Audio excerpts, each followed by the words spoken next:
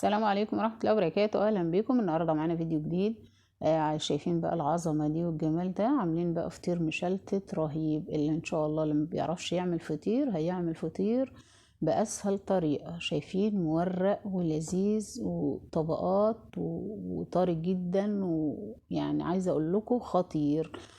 طريقة سهلة وبسيطة، بس كالعادة ياريت قبل ما نبدأ الفيديو اللي معملش اشتراك في القناة يعمل وفعل الجرس علشان يوصلكم كل جديد. أولا نسمي بسم الله. انا حاطه هنا حوالي كوبايتين ميه، معلقه سكر، نص معلقه ملح. طبعا الدقيق على حسب ما احنا محتاجين، هنعمل كيلو هنعمل 2، يعني الكميه اللي انتوا عايزينها. الفطير ميه وملح وسكر بس. هنعجن هنلف الدقيق لحد ما يتجانس في الميه. لو احتاج شويه ميه بنزوده، لو احتاج شويه دقيق برضو بنزوده. يعني المقادير بسيطة، مفيش فيه مقادير خالص. أهم حاجة عندنا الفطير يتعجن كويس. عايزين نعجن الفطير حلو ونلته حلو وننعمه كويس، وتكون العجينة لينة في ايدينا. أهم حاجة في الفطير المشلتت ان العجينة تبقى مخدومة حلو وطرية ولينة كده حلوة، يعني بتلزق خفيف كده زي ما احنا شايفين. بس اهم حاجة برضو ان احنا ننعمها حلو، عايزين ننعمها كويس علشان ما يبقاش في تكتلات في الفطير معانا، ويبقى ايه مفرود معانا كويس وعامل من الطبقات حلو، وما يبقاش ايه مكتل معانا. بعد ما نخلص عجن كده وحلو ونعجنه كويس هنقطعه. انا هنا هعمل فطيرتين، فهعمل كل فطيرة 3 قطع. يبقى انا هقطع المقدار ده انا عاملاه هيعمل فطيرتين، فانا هقطع كل 3 فطاير هعملهم كل فطيره هعملها 3 قطع، يعني علشان ايه نسهل الدنيا علينا.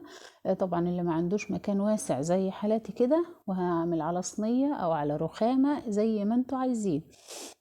انا بحب اعمل على صينيه علشان السمنه والزيت والحاجات دي تبقى على قد الصينيه كده، واشيلها اغسلها على طول ما تبهدليش الدنيا.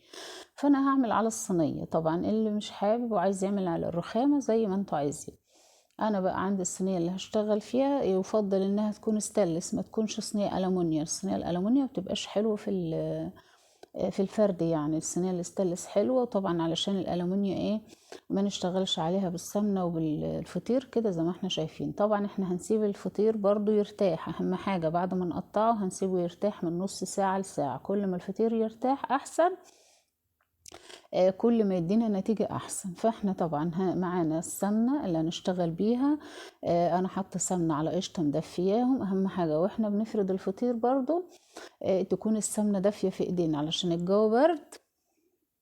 فعايزين ايه السمنه دافيه معانا، ما تجرمس كده معانا في الفطير وتخليه مش حلو. فاحنا دايما حتى لو بردت مننا واحنا شغالين ندفيها تدفيه خفيفه كده على النار علشان تبقى ايه دافيه معانا وتفرد معانا بسهوله. بفرد اول قطعه وبلمها زي المنديل كده زي ما احنا شايفين، بنفس الايه الماده الدهنيه اللي احنا عملناها. انا عامله سمنه على قشطه علشان تديني طراوه حلوه. انا مش هستعمل هنا زيت، لو حابين برضو تستعملوا زيت استعملوا براحتكم، ممكن زيت على سمنه اللي انتوا عايزين. بفرد القطعه التانية وبجيب القطعه اللي انا لميتها احطها في قلبها والمها عليها تاني بنفس الطريقه. وطبعا زي ما قلت لكم اهم حاجة في الفطير ان يكون العجينة معانا مرتاحة. العجينة معانا مرتاحة بتدينا نتيجة حلوة، بتفرد معانا بسهولة وما بتغلبناش خالص. في اقل من ساعة تكوني عملتي فطيرتين محترمين زي دول كده ما شاء الله، ما بياخدوش معاكي وقت، يا دوب عجن. اللي بيتعبك كله ان انت تعجنيه بس كويس. اهم حاجة ان انت تعجنيه كويس. لو عجنتيه كويس اعتبري ان الفطير معاكي ناجح ان شاء الله. وطبعا بعد ما نعجنه بنسيبه يرتاح كده زي ما احنا شايفين، وبنفرد بقى زي ما احنا شايفين كده. طبعا لو مش متوفر الصينية واسعة مثلا زي اللي عندي، ممكن تعملي الفطيرة على 4 طبقات، على 5 طبقة، على 5 قطع زي ما تحب خالص، يعني بأقل ايه مقدار. بنفس الطريقة كده زي ما انا بعمل، تفردي قطعة وتلميها، وما تفردي التانية تجيبيها تحطها فيها كده زي ما احنا شايفين.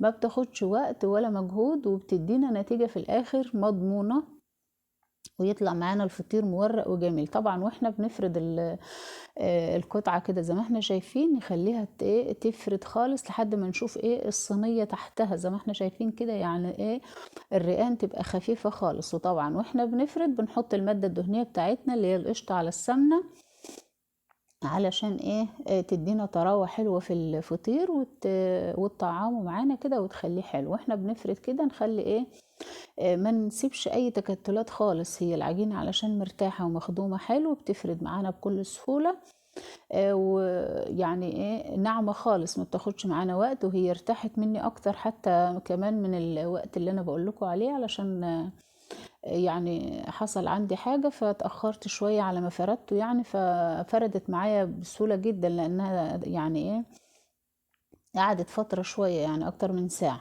لأن ايه زي ما قلت لكم حصل حاجة فاتأخرت شوية على ما بدأت أفرد يعني بعد ما عجنت. فالمهم ايه زي ما احنا شايفين كده عملنا الفطيرة الأولانية بنفس الطريقة، أفرد قطعة واشيلها، وبعدين أفرد التانية وأجيب اللي أنا لميتها أحطها في قلبها بنفس الطريقة كده. نعمل الفطيرتين كده زي ما احنا زي ما احنا شايفين. لو عندك 10 فطاير وعايزة تعمليهم بالطريقة دي سهلة وبسيطة من غير اي مشاكل خالص. اللي بيعرفش يعمل فطيرة هيعمل بالطريقة دي سهلة جدا يعني، بيخش معانا وقت خالص. اما حاجة العجينة تبقى مفرودة كويس، تبقى معجونة كويس ومرتاحة كويس. زي ما احنا شايفين كده بنفرد كل قطعة ونجيب اللي لمناها حطيناها فيها، وبعدين نلمها عليها منديل ونشيلها نحطها في الصينية على طول. طبعا الصينية برضو بنشتغل اللي بنسوي فيها بنحط فيها برضو ايه معلقتين سمنة على قشطة من اللي انا شغالة بيها، واشيل الفطيرة احطها في قلب الصينية على طول، ما بتاخدش معايا وقت. وطبعا بسيبهم يرتاحوا برضو ايه لحد ما ايه ما اجي اسويهم، بسيبهم كمان يرتاحوا حوالي ربع ساعة. ما بكترش بقى المرة دي، ربع ساعة، من ربع ساعة لتلت ساعة كده. بعد ما يرتاحوا كويس ما شاء الله كده بتفرد معانا بكل سهولة. برضو بفردها كويس في الصينية، طبعا انا حطاها في نفس الصينية اللي هسوي فيه. بفردها كويس بايدي كده، وايه اخلي الفطيرة متساوية كلها من جوه يعني من النص ومن الاطراف، وانا بفردها كده. واحط برضو ايه مادة دهنية من اللي احنا ايه بنشتغل بيها او قشطة اللي متواجد عندنا. طبعا ايه بنحط ورق على الوش عشان يدينا ايه نتيجة حلوة. طبعا انا قبل ما افرد الفطير بكون مولعة الفرن، مولع من فوق ومن تحت علشان ايه يدينا نتيجة حلوة ويستوي معانا كويس من فوق ومن تحت ومن قلبه، يبقى مستوي ايه ومدينا نتيجة حلوة. انا عندي الفرن الصاج بسوي فيه زي ما احنا شايفين كده ما شاء الله الفطير قب في الفرن. معنى كده ان الفطير ناجح ويعني خطير ما شاء الله. شايفين الفطير في الفرن بيرقص زي ما بيقولوا ما شاء الله. الفطير سهل وبسيط، اي حد ما بيعرفش يعمل فطير هيعمله بالطريقة دي. انا زي ما قلت لكم لو مش متوفر صينية على قد المقاس اللي انا مثلا عاملاه مقطعة 3، ممكن نقطعها 4 5 على قد ما احنا عايزين، ونفرد بنفس الطريقة كده ونلمها في بعضها تعمل معانا فطيرة ما شاء الله سهلة وبسيطة. وطبقات شايفين ما شاء الله طبقات، والفطيرة طرية. احنا على فكرة اكلنا يعني الحمد لله، ودي الفطيرة التانية فقلت اوريها لكم لان احنا اكلنا سخن على طول ما شاء الله. كنا مشتاقين للفطير وعملناه. حاجة بسيطة وسهلة وخفيفة. جربوا الطريقة وقولوا لي ايه رأيكم. ربنا يحسن ما بين ايديكم. سلام عليكم.